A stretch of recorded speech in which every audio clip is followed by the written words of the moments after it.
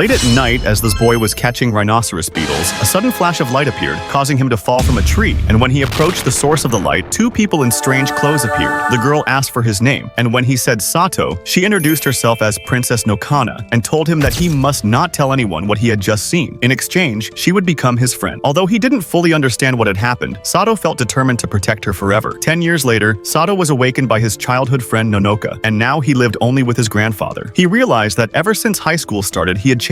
He used to be shy and often said things like he was a princess. His father wouldn't return before summer vacation ended, and seeing the ring on Nonoka's neck reminded him of when she had asked him if he wanted to marry her when they were kids. In their class's final exam, everyone did terribly except Nonoka, and starting tomorrow, summer vacation would begin. The other boys in class warned Sato not to think he could hold on to such a cute girlfriend forever, and joked they'd step in the moment he slipped up. The memories hit Nonoka. She remembered when they got lost as kids and how Sato told her they must not get separated and held her hand tightly. She sighed, thinking how cool he used to be, but now their relationship was still just close friends. Though Sato wanted to keep things the same, as a boy, he couldn't hold back his feelings and wanted to confess during the festival, but the fireworks interrupted him. Nonoka also had something she wanted to say, but couldn't bring herself to speak. Tomorrow, she was going far away with her grandfather, and she thanked Sato for giving her such beautiful memories. Sato didn't understand where far away meant and realized he never really knew what Nonoka's background was. Suddenly, a flash of light appeared again, and Sato felt like it had happened before. When he rushed over, Nonoka told him everything had been a lie. The truth was the 10 years were up, and now she had to return to her world and get married. When Sato regained consciousness, the princess was holding a wedding ceremony with a prince. Before anyone could ask who Sato was, a monster burst in, and a wise man said hiding the princess in another world had been the right choice after all. Sato's grandfather, attacked in the ambush, said that without the Ring of Light, they were doomed and urged the princess to give the ring to the prince. But glancing at the weakened Sato and then the princess instead ran to Sato, kissed him, and put the ring on his finger. The prince, understanding her choice, tossed his sword to Sato, who, although confused, used it to instantly defeat the monster and then collapsed. The princess was originally supposed to marry the prince, but since she didn't know him well and saw a familiar face in front of her, she chose Sato as her hero. Outside, the maids were already gossiping about the new Ring King, who instantly slayed a monster, how cool he was. Soon after, the two were summoned, and it was explained that the wedding was meant to build relations between the Kingdom of Light and the Empire. Making his first appearance as the Ring King, Sato shouted that he was Sato, the Ring King from another world who had come to save this one. Later, embarrassed by his dramatic voice crack, he got flustered, but the princess reminded him they were now husband and wife and that they had to bathe together. She apologized, saying she knew things would turn out this way but still gave him the ring. Sato said it was fine. This was supposed to be summer vacation anyway, and now he was the chosen husband of the Light Princess and the Ring King. Since yesterday's monster was after her and only he could defeat it, he decided he would stay by her side forever. Suddenly, bells rang. The royal palace was under attack. Seeing guards rushing around half-dressed, one blurted out, "Did you two just finish doing it?" The Ring of Light was specially made to dispel evil, granting all weapons used by the wearer holy power. Even though he didn't fully get how this world worked, he knew this had something to do with his wife's life. Thanks to his wife's kiss and the ring's power, Sato easily defeated a third monster. But his beginner's protection ran out, and he was immediately sent flying by a single blow from the Abyss King's knight. The wise man shouted that Sato was too weak for now and had to run. Just after receiving the ring's power, Sato already felt like a failure. The wise man told him they'd talk later and used magic to seal the path behind them, but the knight arrived first and blocked their escape. Just then, a prince appeared wearing a cloak, casually set fire to the path, and told everyone to run. So it was that Sato, who had only arrived in this world that day, became the carriage driver for a royal prince. In the carriage, the wise man told Sato that without the full power of the light, defeating the Abyss King would be nearly impossible. To get that power, he had to collect all 5 rings, which meant he would have to marry 4 more princesses and obtain their rings. At a rest stop, only 2 rooms were available. The prince, now a tool for convenience, suggested Sato and the princess share a room. Before they officially set off the next day, the wise man gave Sato a crash course on the Ring King legend. Long ago, the Abyss King tried to drag the world into darkness, but the Ring King infused power into 5 elemental rings: light, fire, water, wind, and earth, and after a long battle, defeated and sealed the Abyss King. The 5 rings were then passed down by the 5 princess wives of the Ring King to their respective kingdoms. Now that the Abyss King had revived, the mission of the new Ring King was to collect those 5 rings from the 5 princesses and seal the darkness again. The princess told Sato not to take all this too seriously since their marriage was only a formality. Before Sato could reply, their attention was drawn by a conversation nearby. "It's my fault." "No, it's because I went too far." "No, it's because I chose Sato." With that, the princess ran off and vanished. Sato went out to look for her and instead found the convenient tool prince outside. She sincerely thanked Sato, saying she never imagined she could escape the destiny of being the Ring King's bride. She admired Sato for chasing after his beloved all the way from another world and giving up his former life for love. Handle it from here. But before that, when Sato arrived in this different world, it wasn't something just anyone could do. He should feel proud. Sorry for keeping you waiting, said someone, seeing Sato reunited. Is she your future girlfriend?